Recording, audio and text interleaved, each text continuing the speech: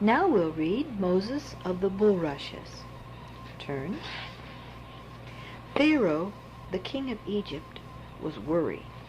He thought that there were already too many Israelites living in Egypt, and he saw that every year there were more. He was afraid that they might join his enemies to fight against him, so he ordered the Israelite midwives to kill all the boy babies that were born to their women. Turn. The midwives thought the order was cruel and also against the wishes of God. So they saved the babies and made excuses, saying, "The Israelite women have their babies so quickly that we can't get there in time to kill any of them." Turn.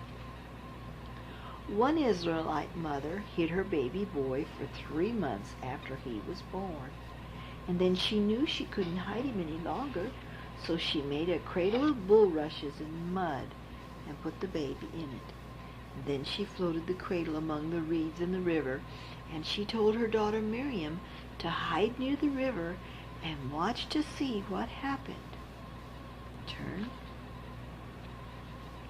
Presently Pharaoh's daughter, the princess, came down to the river to wash herself. She found the cradle of bulrush in the reeds and picked up the baby. Then the boy's sister came out of hiding. "Do you want a nurse for this baby?" she asked. And when the princess said she did, Miriam went to get her mother. The princess said to the woman, "Take this child and nurse it for me." Turn. The boy was called Moses, which means one found in the water. He grew up in Egypt, knowing that although the Egyptian princess had found him, he was really an Israelite. And one day Moses saw an Egyptian hitting an Israelite, and Moses looked this way and that way, and when he saw that no one else was there, he killed the Egyptian. Turn. The next day he found 2 Israelites fighting, and when he asked them why, one of them said, "Don't tell us to stop. Yesterday you killed an Egyptian." Moses knew that if Pharaoh found out about this, he would be punished. Moses was frightened, so he left Egypt and went to live in the land of Midian. He pretended to be an Egyptian because he thought he would be safer. Turn.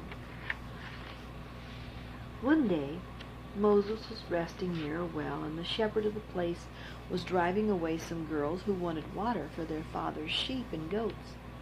Moses stood up to the shepherds and helped the girls to draw water for their flock. Turn.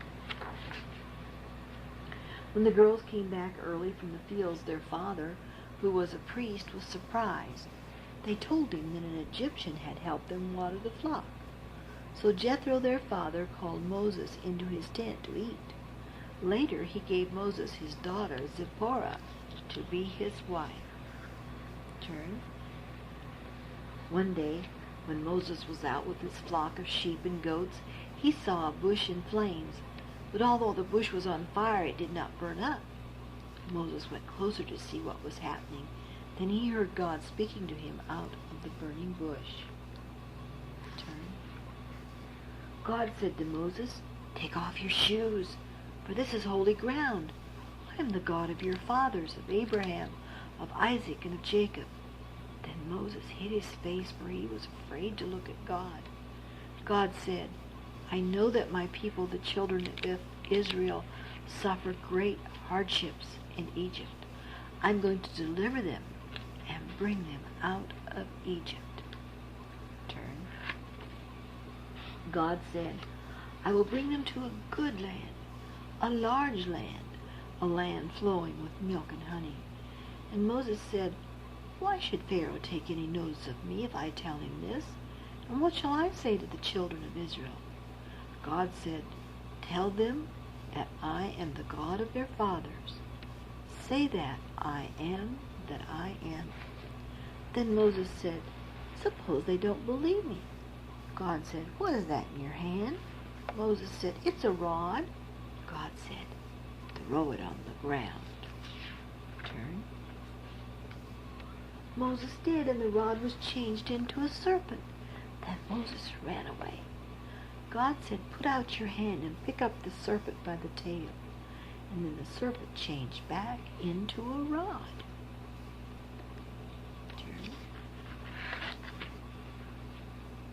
Moses was still not sure that he could do what God wanted. He said, "I can't talk well or quickly, and no one will listen to me." But God said, "I will help you speak. You have a brother Aaron who is very good at talking. I shall help both of you." So Moses and Aaron went down into Egypt. Moses and Aaron told the children of Israel that God had sent them to lead the Israelites out of their captivity in Egypt. "We will journey to another country," they said. "It is a land flowing with milk and honey. It will be safe and fertile." But Moses knew it would be a hard task to persuade Pharaoh to let the people go. And that's the end of that story.